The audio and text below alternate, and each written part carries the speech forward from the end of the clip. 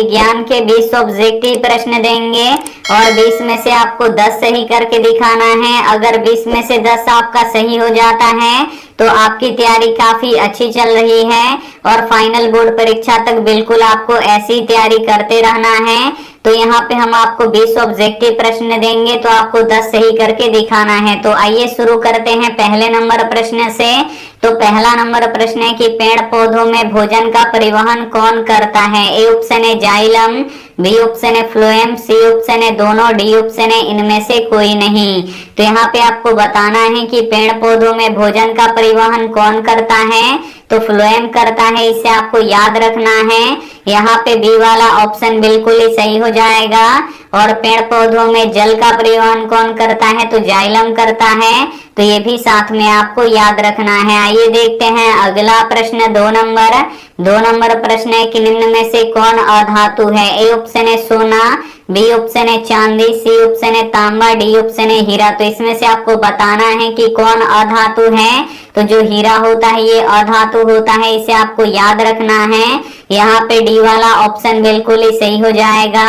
और जो हीरा होता है ये कार्बन का अपरूप होता है, तो ये भी साथ में आपको याद रखना है। आइए देखते हैं अगला प्रश्न 3 नंबर प्रश्न है कि लेंस के कितने मुख्य फोकस होते हैं? ए ऑप्शन है 2, बी ऑप्शन है 3, सी ऑप्शन है 1, डी ऑप्शन है 4। तो यहाँ पे आपको बताना है कि लेंस के कितने मुख्य फोकस होते हैं। तो लेंस के 2 मुख्य फोकस होते हैं, इसे आपको याद रखना है।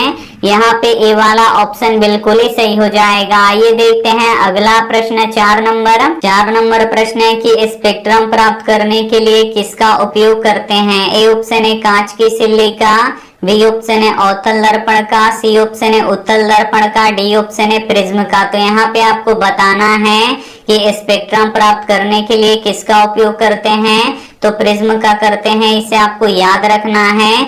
यहाँ पे डी वाला ऑप्शन बिल्कुल ही सही हो जाएगा। और प्रिज्म का अपवर्तन कोण 60 डिग्री का होता है, तो ये भी साथ में आपको याद रखना है। आइए देखते हैं अगला प्रश्न 5 नंबर प्रश्न है कि विभवांतर मापने वाले यंत्र को क्या कहते हैं? ए ऑप्शन है एमीटर, बी ऑप्शन है वोल्ट मीटर, सी ऑप्शन है गैल्वेनोमीटर, डी ऑप्शन है इनमें से सभी। तो यहाँ पे आपको बताना है कि विभवांतर मापने वाले यंत्र को क्या कहते हैं? तो वोल्ट मीटर कहते हैं, इसे आपको याद रखना है। यहाँ पे बी वाला ऑप्शन बिल्कुल ही सही हो जाएगा।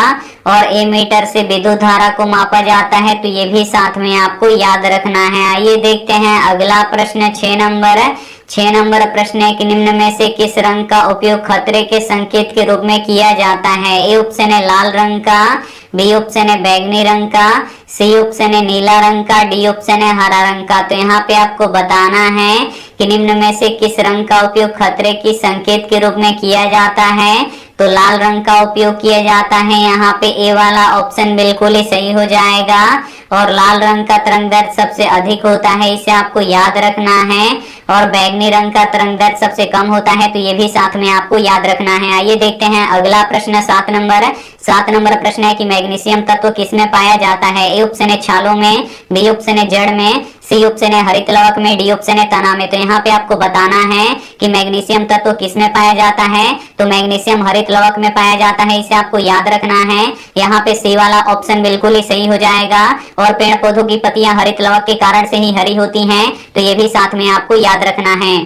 आइए देखते हैं अगला प्रश्न 8 नंबर प्रश्न है कि एक उत्तल लेंस होता है। ए ऑप्शन है किनारे पर पतला बीच में मोटा, बी ऑप्शन है किनारे पर मोटा बीच में पतला, सी ऑप्शन है सभी जगह समान होता है, डी ऑप्शन है कहीं मोटा कहीं पतला। तो यहाँ पे आपको बताना है कि एक उत्तल लेंस होता है तो किनारे पर पतला और बीच में मोटा होता है, इसे आपको याद रखना है।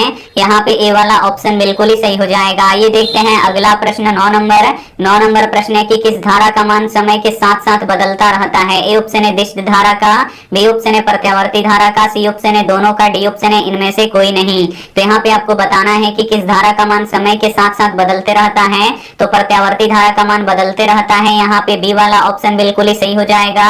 और दिष्ट धारा का मान समय के साथ नहीं बदलता है, तो ये भी साथ में आपको याद रखना है। आइए देखते हैं अगला प्रश्न 10 नंबर प्रश्न है कि आवर्त सारणी के उदग्र स्तंभों को कहा जाता है? ए ऑप्शन है वर्ग, बी ऑप्शन है आवर्त, सी ऑप्शन है दोनों, डी ऑप्शन है अपरूप। तो यहाँ पे आपको बताना है कि आवर्त सारणी के उदग्र स्तंभों को कहा जाता है तो वर्ग कहा जाता है, और वर्गों की संख्या कितनी है तो 18 है, तो ये भी साथ में आपको याद रखना है, और आवर्तों की संख्या 7 है, तो ये भी साथ में आपको याद रखना है। आइए देखते हैं अगला प्रश्न 11 नंबर। 11 नंबर प्रश्न है कि लाल रक्त कणिकाओं को लाल कौन बनाता है? ए ऑप्शन है तांबा के यौगिक, बी ऑप्शन है लोहा के यौगिक, सी ऑप्शन है लवण के यौगिक, डी ऑप्शन है इनमें से सभी। तो यहाँ पे आपको बताना है कि लाल रक्त कणिकाओं को लाल कौन बनाता है, तो लोहा की यौगिक बनाता है, इसे आपको याद रखना है। और लौह यौगिक किसमें पाया जाता है, तो हीमोग्लोबिन में पाया जाता है, और हीमोग्लोबिन के कारण से ही जो रक्त होता है वो लाल दिखाई देता है, तो ये भी साथ में आपको याद रखना है। आइए देखते हैं अगला प्रश्न 12 नंबर। 12 नंबर प्रश्न है कि मनुष्यों का वृक्क संबंधित है किससे? ए ऑप्शन है पोषण से, बी ऑप्शन है श्वसन से, सी ऑप्शन है उत्सर्जन से, डी ऑप्शन है परिवहन से। तो यहाँ पे आपको बताना है कि मनुष्यों का वृक्क संबंधित है किससे, तो उत्सर्जन से संबंधित है, इसे आपको याद रखना है। यहाँ पे सी वाला ऑप्शन बिल्कुल ही सही हो जाएगा। और जो श्वसन हम करते हैं इसमें किस गैस का उपयोग करते हैं, तो ऑक्सीजन गैस का उपयोग करते हैं, तो ये भी साथ में आपको याद रखना है। आइए देखते हैं अगला प्रश्न 13 नंबर। 13 नंबर प्रश्न है कि आहार श्रृंखला में हरे पेड़ पौधे क्या कहलाते हैं? ए ऑप्शन है जंगल, बी ऑप्शन है उत्पादक, सी ऑप्शन है दोनों, डी ऑप्शन है इनमें से कोई नहीं। तो यहाँ पे आपको बताना है कि आहार श्रृंखला में हरे पेड़ पौधे क्या कहलाते हैं, तो उत्पादक कहलाते हैं, क्योंकि ये अपना भोजन स्वयं बनाते हैं। यहाँ पे बी वाला ऑप्शन बिल्कुल ही सही हो जाएगा। ये देखते हैं अगला प्रश्न 14 नंबर। 14 नंबर प्रश्न है कि समस्त जीवों के लिए ऊर्जा का मूल स्रोत क्या है? ए ऑप्शन है हरे पौधे, बी ऑप्शन है तापक्रम, सी ऑप्शन है जल, डी ऑप्शन है सौर ऊर्जा। तो यहाँ पे आपको बताना है कि समस्त जीवों के लिए ऊर्जा का मूल स्रोत क्या है, तो सौर ऊर्जा है, इसे आपको याद रखना है। यहाँ पे डी वाला ऑप्शन बिल्कुल ही सही हो जाएगा। ये देखते हैं अगला प्रश्न 15 नंबर।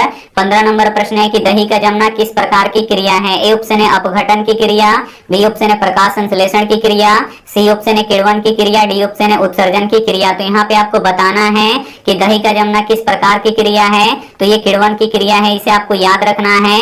यहाँ पे सी वाला ऑप्शन बिल्कुल ही सही हो जाएगा। और दही में लैक्टिक अम्ल पाया जाता है, तो ये भी साथ में आपको याद रखना है। आइए देखते हैं अगला प्रश्न 16 नंबर। 16 नंबर प्रश्न है कि ओजोन परत की हानिकारक किरण से हमें सुरक्षा प्रदान करता है? ए ऑप्शन है औरक्त किरणों से, बी ऑप्शन है परावैंगनिक किरणों से, सी ऑप्शन है तापीय किरण से, डी ऑप्शन है उष्मीय किरण से। तो यहाँ पे आपको बताना है कि ओजोन परत की हानिकारक किरण से सुरक्षा प्रदान करता है, तो परावैंगनिक किरणों से करता है, इसे आपको याद रखना है। यहाँ पे बी वाला ऑप्शन बिल्कुल ही सही हो जाएगा। ये देखते हैं अगला प्रश्न 17 नंबर। 17 नंबर प्रश्न है कि किस माध्यम में प्रकाश की चाल अधिक होता है? ए ऑप्शन है हवा में, बी ऑप्शन है निर्वात में, सी ऑप्शन है शीशा में, डी ऑप्शन है जल में। तो यहाँ पे आपको बताना है कि किस माध्यम में प्रकाश की चाल अधिक होता है, तो निर्वात में सबसे अधिक होता है, इसे आपको याद रखना है। यहाँ पे बी वाला ऑप्शन बिल्कुल ही सही हो जाएगा। और निर्वात में प्रकाश की चाल कितना होता है, तो 3 लाख किलोमीटर पर सेकेंड होता है, तो ये भी साथ में आपको याद रखना है। आइए देखते हैं अगला प्रश्न 18 नंबर। 18 नंबर प्रश्न है कि किस प्रतिबिंब को पर्दे पे उतारा जा सकता है? ए ऑप्शन है काल्पनिक प्रतिबिंब को, बी ऑप्शन है वास्तविक प्रतिबिंब को, सी ऑप्शन है दोनों को, डी ऑप्शन है इनमें से कोई नहीं। तो यहाँ पे आपको बताना है कि किस प्रतिबिंब को पर्दे पे उतारा जा सकता है, तो जो वास्तविक प्रतिबिंब होता है इसे हम पर्दे पर उतार सकते हैं, और वास्तविक प्रतिबिंब उल्टा होता है, इसे आपको याद रखना है। और काल्पनिक प्रतिबिंब को हम पर्दे पर नहीं उतार सकते हैं, और काल्पनिक प्रतिबिंब सीधा होता है, तो ये भी साथ में आपको याद रखना है। आइए देखते हैं अगला प्रश्न 19 नंबर। 19 नंबर प्रश्न है कि पाचन की क्रिया कहाँ पूरी होती है? ए ऑप्शन है अग्न्याशय में, बी ऑप्शन है बड़ी आंत में, सी ऑप्शन है छोटी आंत में, डी ऑप्शन है ग्रासनली में। तो यहाँ पे आपको बताना है कि पाचन की क्रिया कहाँ पूरी होती है, तो छोटी आंत में होती है, इसे आपको याद रखना है। यहाँ पे सी वाला ऑप्शन बिल्कुल ही सही हो जाएगा। ये देखते हैं अगला प्रश्न 20 नंबर। 20 नंबर प्रश्न है कि प्रकाश की किरण गमन करती है? ए ऑप्शन है सीधी रेखा में, बी ऑप्शन है टेढ़ी रेखा में, सी ऑप्शन है किसी भी दिशा में, डी ऑप्शन है इनमें से कोई नहीं। तो यहाँ पे आपको बताना है कि प्रकाश की किरण गमन करती है, तो प्रकाश की किरण जो होती है ये सीधी रेखा में गमन करती है, तो यहाँ पे ए वाला ऑप्शन बिल्कुल ही सही हो जाएगा। यहाँ पे आप लोग 20 प्रश्न सॉल्व कर चुके हैं। अब आप हमें कमेंट करके बताइए कि आपका 10 प्रश्न सही हुआ कि नहीं हुआ। अगर आपका 10 प्लस सही होता है तो आपकी तैयारी काफी अच्छी चल रही है, और बिल्कुल परीक्षा तक आपको ऐसे ही तैयारी करना है। तो एक बार हमें कमेंट करके अपना स्कोर बता दीजिए कि आपका 20 प्रश्नों में से कितना सही हुआ। और ये रहा आपके लिए होमवर्क प्रश्न, इसका जवाब आपको कमेंट बॉक्स में देना है कि रक्त क्या है? ए ऑप्शन है कोशिका, बी ऑप्शन है उत्तक, सी ऑप्शन है पदार्थ, डी ऑप्शन है इनमें से कोई नहीं। तो जो भी ऑप्शन आपको सही लगे वो आप हमें कमेंट करके जरूर बताइएगा। और वीडियो को लाइक नहीं किए तो प्लीज आप लोग वीडियो को लाइक कीजिए, अपने दोस्तों के पास इस वीडियो को जरूर शेयर कीजिए, और चैनल को अभी तक आप सब्सक्राइब नहीं किए तो चैनल को सब्सक्राइब कीजिए। Thank you for watching. मिलते हैं अगले वीडियो में, तब तक अपना ध्यान रखिए।